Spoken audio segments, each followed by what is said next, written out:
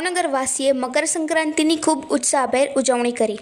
મકર સંક્રાંતિને લઈને ભાવનગરવાસીઓમાં ખૂબ ઉત્સાહ જોવા મળી રહ્યો હતો, જેમાં સવારથી પતંગ રસિયાઓ ધાબા ઉપર ચડી ગયા હતા। ભાવનગરનું આકાશ રંગબેરંગી પતંગોની ચાદર ઓળી હોય તેવું દ્રશ્ય સર્જાયું હતું, જેમાં ખાસ પતંગ રસિયાઓ કાપ્યો છે લપેટના નારા સાથે ધાબા પર અવાજો ગુંજી ઉઠ્યા હતા અને ખાસ યુવાઓ, મહિલાઓ અને બાળકો આખો દિવસ પતંગોની મજા માણી હતી અને મકાનના ધાબા ઉપર અવનવા મ્યુઝિક સિસ્ટમ ડીજે સાથે પપોડાના અવાજો સાથે પતંગ રસિયાઓ ગેલમાં આવી ગયા હતા અને અવનવી નવી પતંગો આકાશમાં ઉડાડીને મકર સંક્રાંતિની ઉજવણી કરી હતી।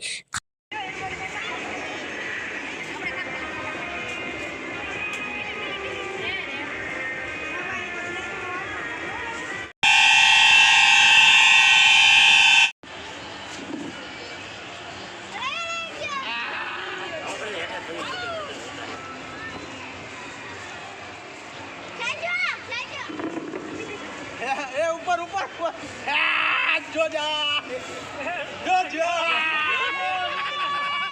ઉત્તરાયણ એટલે મારો ફેવરિટ તહેવાર કહેવાય। અમે લોકો આની 3-4 મહિનાથી તૈયારી કરતા હોઈએ, આખા વર્ષ એની વાટ જોઈને બેઠા હોઈએ। પછી મારું નામ ઋતુરાજસિંહ ધનપાલસિંહ ગોહિલ છે અને હું નિર્મળનગર વિસ્તારમાં રહું છું અને આજે અમારા ઘરે ઉત્તરાયણની ઉજવણી કરવા માટે અમે લોકો ભેગા થયા છીએ। અમે મામા ફઈના બધા ભેગા થઈને ઘરે, અને જે ભાઉભાનો ચોક છે એ મારા દાદાજી હતા અને મારા દાદાજીના નામનો જ ચોક છે। અને भारत माता की जय, भारत माता की जय।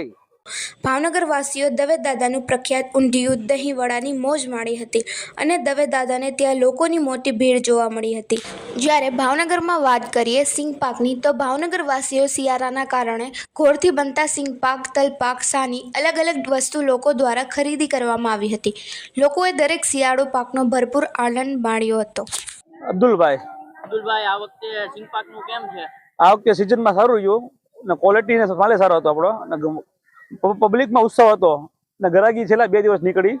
આમ થોડોક મંદિરનો માહોલ દેખાણો, પણ બજારમાં સારી ગરાગી રહી। શું વસ્તુ બનાવો છો તમે? ખજૂર પાક, સાની, તલના લાડવા, ટોપરા પાક, સિંગ પાક ને હાની બધી આઈટમ બનાવી છે। પોતે હોલસેલના વેપારી છે ભાવનગરમાં। આ વર્ષે લોકોની માંગ હેમાં છે વધારે, શું લાગે છે? લોકોની માંગ બધી વસ્તુમાં હતી। આમ તો મંદિરમાં બધી વસ્તુમાં લાડવા વધુ માંગ હતો અમારે। લાડવા કઈ કઈ જાતના બનાવો છો? સિંગના લાડવા બનાવીશ, તલના લાડવા બનાવી, મમરાના બનાવીશ અને વેસલ બને, બધી આઈટમ બને, ટોટલ વસ્તુ બનાવીશ અને લાલીના લાડવા બનાવીશ। ખાસ આ તમારી આઈટમ છે એ શું છે? એ ખજૂર પાક છે, ચોકડી ખજૂર પાક એને કહેવાય। આપણી સૌ કોઈ બનાવતું હતી ભાવનગરમાં। એ કઈ રીતે બનતો હોય છે? ખજૂર ને શું નાખવાનું? એ ફરાળમાં ખવાય, અંદરને ખવાય। ખજૂર, સિંગ અને ચોકલેટ આઈટમ છે, એ ફરાળમાં ચાલે।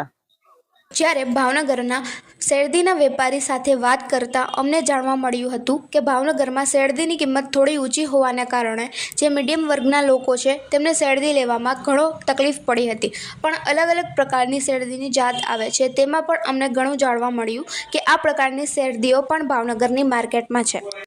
હું ભાણાભાઈ તરીકે શેરડી તરબૂચનો મોટો વેપારી છું। મારું નામ પ્રખ્યાત છે। હું ઓરિજિનલ મદ્રાસની શેરડી પણ લાવું છું ને ડુપ્લિકેટ નાસિકની પણ લાવું છું, પણ મારી દુકાન ઉપર હું ઓરિજિનલ મદ્રાસની જ શેરડી વેચું છું।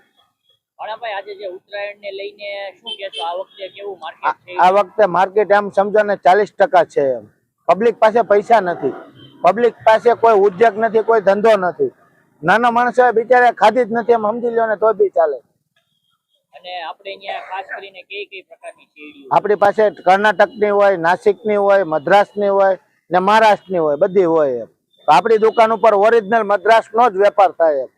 મારો હોલસેલનો વેપાર છે। બધા વેચવા વાળા મારી પાસેથી નાસિકની શેરડી લઈ જાય, એને ડુપ્લિકેટ કહેવાય।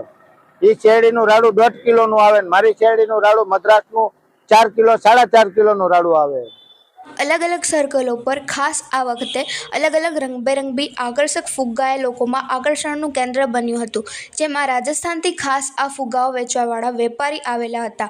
એ લોકો સાથે અમે વાત કરી હતી એ કેવા પ્રકારના અને કેટલા ફુગ્ગા હોય એ લોકો વેચે છે, અને જેમાં ખાસ કરીને અને નુકસાન ન પહોંચે તેવા હવાના પંપથી ફૂલાવેલા ફુગ્ગા લોકોના સ્વાસ્થ્ય માટે સારા છે, જ્યારે ગેસના ફુગ્ગાને કારણે બાળકો જોખમકારક બની શકે છે, તે પણ લોકોએ ગંભીરતા લેવાની જરૂર છે।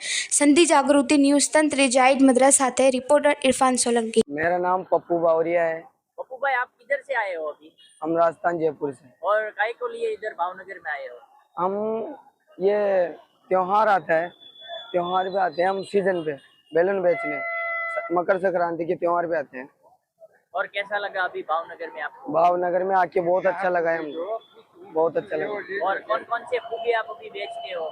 हम बेच रहे हैं डायनासोर, डोरेमोन, पीला पू, एरोप्लेन और टेडी बियर, मोर, कुत्ता और डायनासोर, ऐसे 5-7 आइटम बेचते हैं। और अभी जो आप जो फुगा बेच रहे हो उसमें हवा आती है या गैस आता है? हवा, हवा के ही आते हैं, गैस के नहीं बेच रहे हो ना? गैस के नहीं हवा के आते हैं, सिर्फ हवा के। લક્ષ્મીભાઈ પ્રજાપતિ જસમીતભાઈ અત્યારે શું લેવા આવ્યા છો તમે? અરે આ ઉત્તરાયણમાં તો 3 તહેવાર ભેળા થયા યાર એ ફટાકડાનું કામ કરે રાત્રે ફટાકડા ફોડે આકાશ નવરંગી બનાવે ઉત્તરાયણની પતંગોની સાથે ફાઈબરના ને હવાવાળા રમકડાનું નીકળ્યું છે ચાલુ તમે અત્યારે લેવા આવ્યા છો? અત્યારે મોર લેવો છે ડાયનાસોર લેવું છે બધા બાળકો આટલું ખૂબ બધું ખરીદવા માટે આવ્યા છે નાના સુકાથી 40 કિલોમીટર લાંબુ છે ગામમાં કયું ગામ? નાના સુકા સિંહોર તાલુકાનું ક્યાંથી આવ્યા તમે? ત્યાંથી બાળકો આટલું ખરીદવા આવ્યા છે યાર આ 21મી સદીનો યુગ આવ્યો છે તો બાળકો માટે નવું લેવું જોઈએ ને તો હવના ધંધા પાણી ચાલે બરોબર ને થેન્ક યુ તમે મને